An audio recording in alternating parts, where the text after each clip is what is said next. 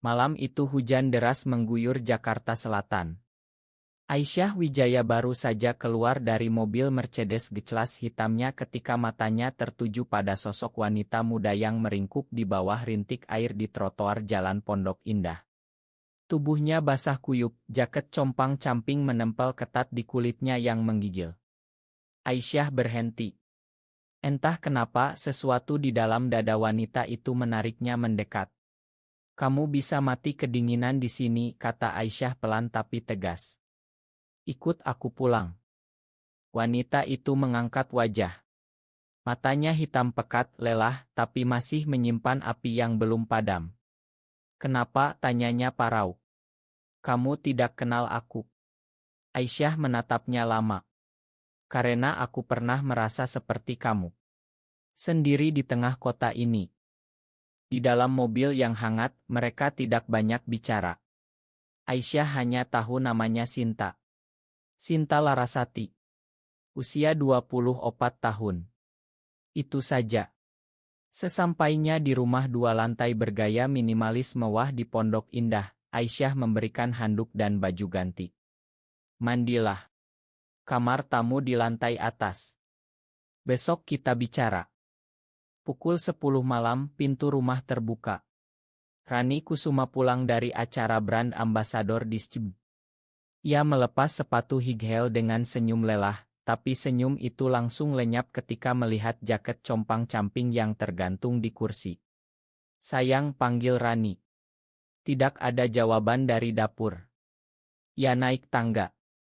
Di depan kamar tamu, ia mendengar suara shower. Rani membuka pintu pelan. Seorang wanita asing sedang mengeringkan rambut di depan cermin, hanya memakai handuk. Rani membekuk. "Siapa kamu?" tanyanya dingin. Sinta menoleh, terkejut. Pada saat yang sama, Aisyah muncul dari belakang membawa segelas teh hangat.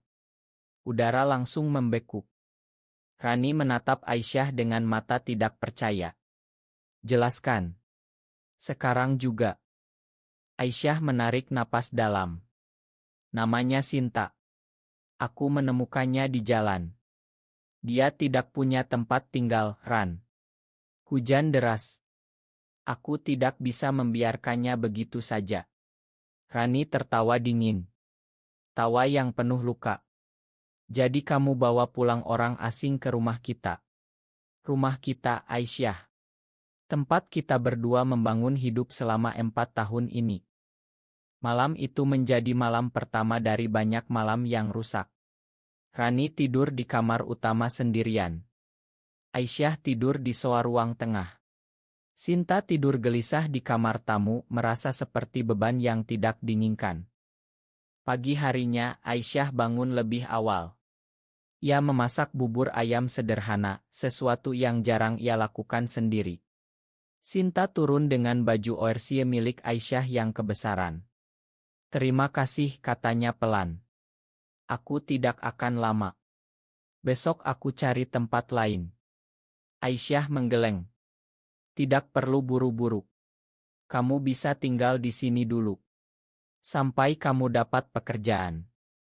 Rani muncul di meja makan dengan riasan sempurna, tapi matanya bengkak. Ia menatap Sinta lama sebelum berkata, "Selamat pagi." Nada suaranya manis, tapi pisau. Setelah sarapan, Rani menarik Aisyah ke kamar. "Aku mencoba mengerti," katanya dengan suara bergetar. "Tapi aku takut, sayang. Aku merasa kamu sedang membuka pintu untuk orang ketiga masuk ke dalam hubungan kita." Aisyah memeluknya. "Ini bukan seperti itu. Aku hanya ingin membantu." Rani menangis di dada Aisyah. "Janji kepadaku. Janji ini tidak akan merusak kita." Aisyah berjanji. Tapi dalam hati ia sudah merasa ada sesuatu yang bergeser. Selama seminggu berikutnya, rutinitas rumah mulai berubah. Sinta membersihkan rumah, memasak, dan belajar memakai laptop tua Aisyah untuk melamar pekerjaan. Ia pintar. Lulusan SMA dengan nilai bagus, tapi putus kuliah karena harus kerja. Malam demi malam, Aisyah dan Sinta duduk di teras belakang sambil minum teh jahe. Sinta mulai bercerita sedikit-sedikit tentang ayah yang memukul, tentang ibu yang memilih diam, tentang kehamilan yang tidak diinginkan pada usia 21 tahun, keguguran, lalu diusir dari rumah. Aisyah mendengarkan. Ia merasa ada sesuatu yang familiar. Kesepian yang sama. Rani melihat semua itu dari kejauhan. Ia melihat bagaimana Aisyah mulai pulang lebih cepat dari kantor. Bagaimana Aisyah tersenyum lebih lebar ketika Sinta ada di ruangan. Dan Rani mulai merasa, pelan-pelan, ia sedang kehilangan tempatnya sendiri di hati wanita yang dicintainya. 3 minggu berlalu. Sinta sudah mendapatkan pekerjaan paruh waktu sebagai barista di KAI dekat Sudirman. Ia pulang setiap sore pukul 7, membawa aroma kopi dan senyum lelah. Aisyah selalu menyambutnya dengan makanan hangat. Rani melihat pola itu semakin jelas. Aisyah yang dulu jarang memasak, kini sering berada di dapur bersama Sinta, mengajari cara memotong bawang tanpa menangis. Rani mencoba tetap tenang. Ia mengajak Aisyah dinner romantis di restoran rooftop dengan pemandangan Bundaran HI. Malam itu, Rani mengenakan gaun merah yang dulu selalu membuat Aisyah terpana. "Aku rindu kita yang dulu," katanya sambil memegang tangan Aisyah. "Sebelum ada orang ketiga di rumah." Aisyah menghela napas. "Sinta bukan orang ketiga, Ran. Dia cuma butuh bantuan sementara." Rani menatap mata Aisyah dalam-dalam. "Kamu yakin itu saja yang kamu rasakan?" Pertanyaan itu menggantung. Aisyah tidak bisa menjawab dengan jujur. Di rumah, Sinta semakin terbuka. Suatu malam, ketika Rani sedang di luar kota karena Asian Show, Sinta dan Aisyah duduk di sofa menonton film Indonesia lama. Hujan kembali turun. Sinta tiba-tiba berkata, "Aku pernah mencintai seorang perempuan. Di kampung. Kami baru pacaran 3 bulan ketika keluarganya tahu. Mereka memukulku. Dia menyangkal semuanya dan menikah dengan pria pilihan orang tua. Aku kabur ke Jakarta sendirian." Aisyah terdiam lama. Jantungnya berdegup kencang. "Aku juga," katanya akhirnya. "Rani adalah hubungan pertama yang aku jalani secara terbuka, setidaknya di depan teman-teman dekat. Keluargaku masih tidak tahu. Mereka pikir aku terlalu sibuk bekerja sampai belum menikah." Momen itu terasa intim. Terlalu intim. Ketika Rani pulang keesokan harinya, ia mencium aroma parfum Sinta di jaket Aisyah. Malam itu terjadi pertengkaran besar pertama. "Kamu mulai berubah," teriak Rani. "Kamu pulang lebih cepat, kamu tersenyum sendiri di ponsel, kamu bahkan mulai memakai kaos oblong yang dulu kamu bilang norak. Apa karena dia?" Aisyah mencoba menjelaskan, tapi kata-katanya terdengar lemah bahkan di telinganya sendiri. Rani menangis. "Aku berusaha keras membangun ini, Aisyah. Aku meninggalkan tawaran kerja di Singapura demi kamu. Demi kita. Jangan buat aku jadi orang bodoh." Aisyah memeluk Rani sampai pagi. Ia berjanji lagi. Tapi janji itu mulai terasa berat. Sinta menyadari ketegangan. Ia mulai menjaga jarak. Ia pulang lebih malam, langsung ke kamar, jarang ikut makan bersama. Tapi semakin ia menjauh, semakin Aisyah mencari-carinya. Aisyah mulai mengantar jemput Sinta dari KAI dengan alasan jalan pulang sama saja. Rani melihat semuanya melalui aplikasi location sharing yang dulu mereka pasang untuk keamanan. Puncaknya terjadi di hari ulang tahun Aisyah yang ke-33. Rani menyiapkan surprise dinner lengkap dengan kue dan hadiah jam tangan mahal. Tapi Aisyah pulang jam 9 malam bersama Sinta yang membawa kue kecil dari KAI tempatnya bekerja. "Sinta yang bikinin khusus untuk kamu," kata Aisyah antusias. Wajah Rani pucat. Ia meninggalkan kue mahalnya di meja, masuk kamar, dan mengunci pintu. Malam itu, untuk pertama kalinya dalam 4 tahun, Rani tidur memeluk bantal basah air mata sendirian. Sementara di ruang tengah, Aisyah dan Sinta memotong kue kecil itu sambil tertawa pelan agar tidak membangunkan Rani. Aisyah mulai sadar ia sedang berdiri di persimpangan. Tapi ia belum siap mengakui kemana ia ingin berjalan. Bulan keempat. Sinta sudah pindah ke kamar kecil di lantai atas yang dulu dipakai sebagai ruang kerja. Hubungan Aisyah dan Rani semakin dingin. Mereka jarang berbicara kecuali soal tagihan atau jadwal. Rani semakin sering keluar malam dengan teman-teman influencernya. Aisyah semakin sering menghabiskan waktu di teras belakang bersama Sinta. Suatu malam, Sinta akhirnya menceritakan semuanya. Tentang pria yang menghamilinya, yang ternyata memerkosanya saat mabuk di pesta kampung. Tentang keguguran yang hampir membuatnya mati. Tentang keluarga yang mengusirnya karena membawa aib.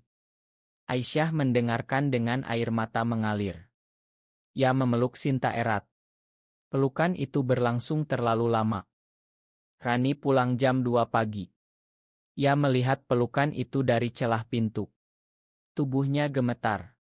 Keesokan paginya, Rani menunggu Sinta berangkat kerja. "Aku tahu kamu bukan orang jahat," kata Rani dengan suara dingin. "Tapi kamu sedang merusak rumah tangga orang. Sadarilah itu." Sinta menunduk. "Aku tidak pernah meminta belas kasihan. Kalau kamu mau aku pergi, aku akan pergi hari ini juga." Rani terdiam. Ia tidak siap kehilangan Aisyah. Tapi ia juga tidak sanggup melihat Aisyah jatuh cinta pada orang lain di depan matanya sendiri. Malam itu terjadi konfrontasi besar. Rani memaksa Aisyah memilih. "Kalau kamu benar-benar mencintaiku, suruh dia pergi besok.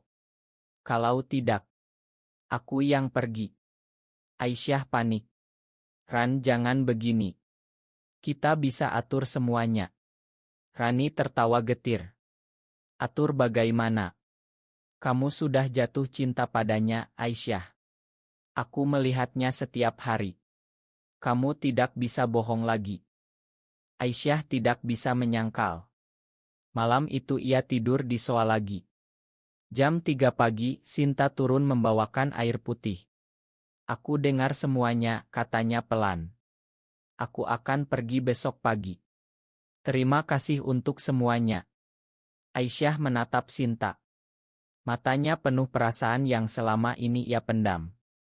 "Jangan pergi," katanya serak.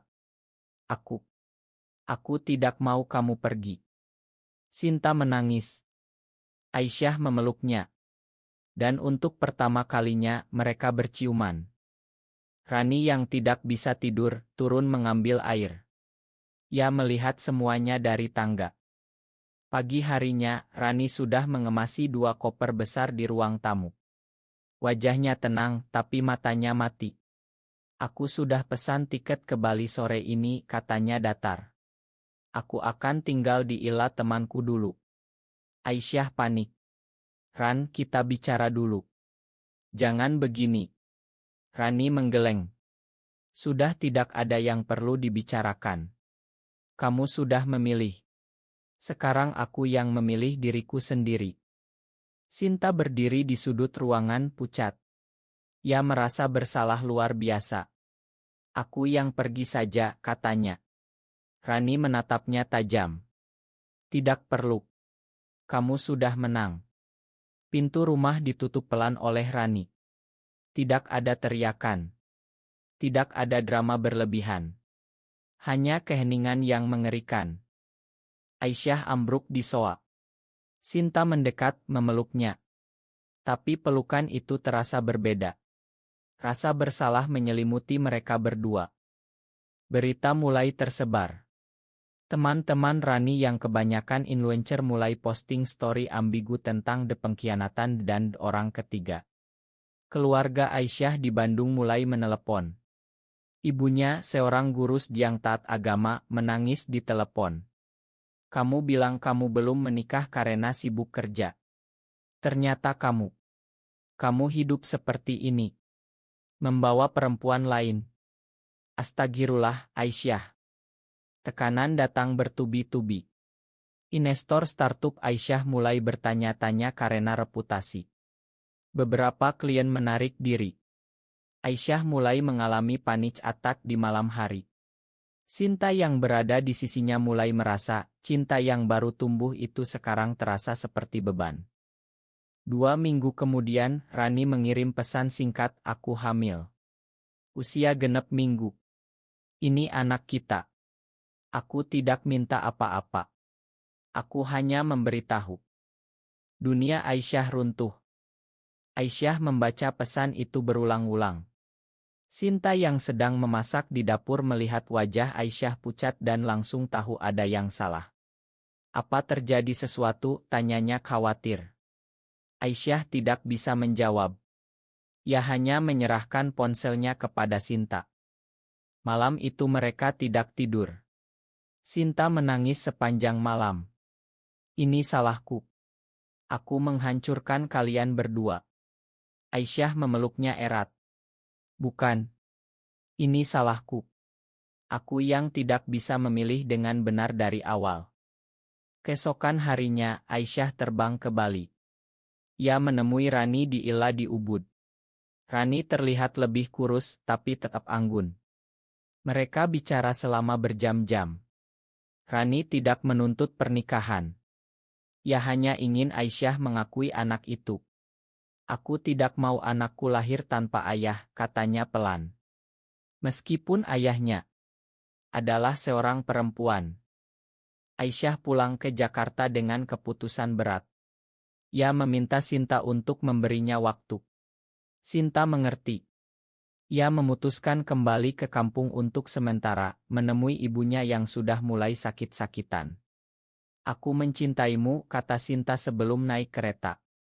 "Tapi aku tidak mau menjadi alasan kamu kehilangan segalanya." 6 bulan kemudian, Aisyah melahirkan seorang bayi perempuan melalui ibu pengganti. Ia menamainya Lumi. Rani hadir di hari kelahiran. Mereka tidak kembali bersama, tapi mereka belajar menjadi teman yang baik demi anak mereka. Sinta tidak pernah kembali ke Jakarta. Ia membuka kai kecil di kampungnya dan hidup tenang. Sesekali ia mengirim kabar lewat pesan singkat. Aisyah membesarkan Lumi sendirian di rumah besar Pondok Indah yang kini terasa terlalu sepi. Setiap malam, ia bertanya-tanya pada dirinya sendiri, apakah kebahagiaan pribadi sebanding dengan kehancuran yang ia tinggalkan di belakang. Apakah Aisyah benar mengikuti hatinya ketika memilih Sinta, atau justru keputusannya itu adalah kesalahan terbesar yang menghancurkan 3 orang sekaligus?